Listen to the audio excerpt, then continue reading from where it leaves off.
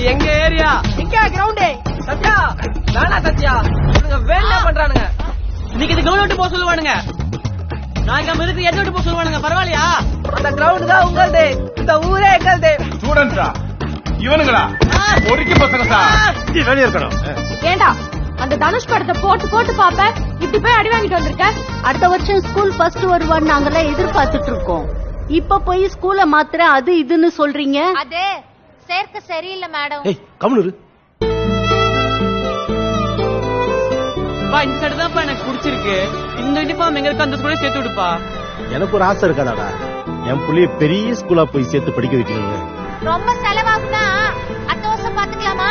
என்ன நியூ அட்மிஷனா? நான் முறைக்கிறேன், பதில் சொல்லு. This is our class. Hey, local. எந்த ஸ்கூல் படிச்ச? Royapettah corporation school. இந்த வயசுல தான் இந்த லவ் கிவ்லாம் ஸ்டார்ட் ஆகுமா? கொஞ்சமா கோவப்படுறா, நானே கண்ணு வச்சிரும் போல. விராசிட்டியா ஃபர்ஸ்ட் லவ் எப்பவுமே தோல்வியில தான் முடியுமா?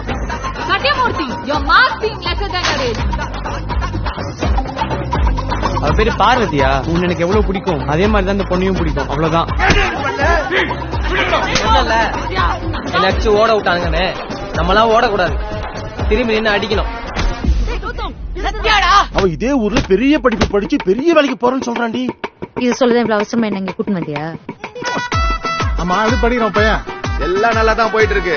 ஒரு 1.5 லட்சம் ரூபாய் ரெடி பண்ணு, முடிச்சு விட்டுருவோம்.